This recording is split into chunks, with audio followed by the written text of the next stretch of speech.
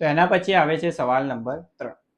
સવાલ નંબર 3 કંઈક એવો આપેલો છે 0.6, 1.7, 2.8 કેટલા પદ સુધી સરવાળો કરવાનો? 100 પદ સુધીનો સરવાળો કરવાનો. હવે સૌથી પહેલા તો સમાંતર શ્રેણીના સરવાળા માટેનું સૂત્ર ખબર હોવી જોઈએ. એ સૂત્ર થાય SN બરાબર n ભાગ્યા 2 કૌંસમાં 2 ગુણ્યા a વત્તા n માઇનસ 1 ગુણ્યા d. આ સૂત્ર યાદ રાખવાનું. હવે સૂત્રની અંદર જેટલી કિંમતો જોઈતી હોય એ શોધી લઈએ. સૌથી પહેલા આપણે શોધીએ a ની કિંમત. a એટલે શું હોય? પ્રથમ પદ. તો આ શ્રેણીની અંદર પ્રથમ પદ કયું આપેલું છે? 0.6. તો અહીંયા a ની કિંમત કેટલી થઈ જાય તમારી? 0.6. એના પછી શોધીએ આપણે d. d એટલે શું હોય? તફાવત. તફાવત કઈ રીતે શોધવાનું? તો બીજું પદ માઇનસ પહેલું પદ. બીજું પદ કયું આપેલું? તો કે 1.7 માઇનસ 0.6. 1.7 માંથી 0.6 બાદ કરો તો કેટલા વધશે? તો કે વધશે 1.1.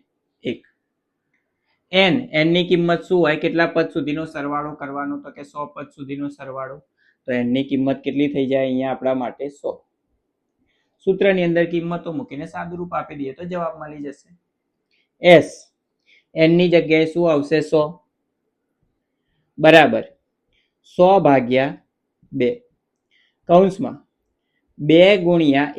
ની કિંમત કઈ હતી? 0.6 વત્તા 100 માઇનસ 1. 100 માંથી 1 જશે તો કેટલા વધશે? 99 ગુણ્યા d. d ની કિંમત કેટલી હતી? 1.1. હવે અહીંયા 50 દુ 100 થઈ જાય 150 કૌંસમાં. હવે અહીંયા પોઈન્ટની કિંમતનો ગુણાકાર કરવા જશો તો ભૂલ પડવાની શક્યતા થાય.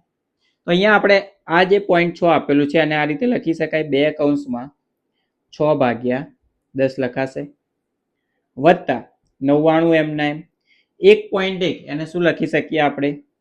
11 ભાગ્યા 10 લખી શકીએ.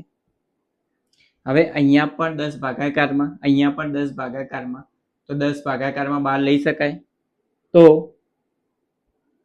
બંનેમાંથી જો 10 ભાગાકારમાં 12 લઈ લઈએ તો 50 ભાગ્યા 10 કૌંસમાં 2 ગુણ્યા 6 વધ્યા તો 6 દુ 12 વત્તા 99 ગુણ્યા 11. હવે 99 ગુણ્યા તમે 11 કરશો તો તમારો જવાબ આવશે 1089. 10 પંચા 50. તો આગળ કેટલા વધ્યા? તો કે 5 વધ્યા. 1089 વત્તા 12 કેટલા થાય? 1101. તો આ થઈ ગયો 1101 ગુણ્યા 5. હવે 5 વડે 1101 ને ગુણીએ તો જ્યાં જ્યાં 1 હોય ત્યાં શું મૂકી દેવાનું? 5.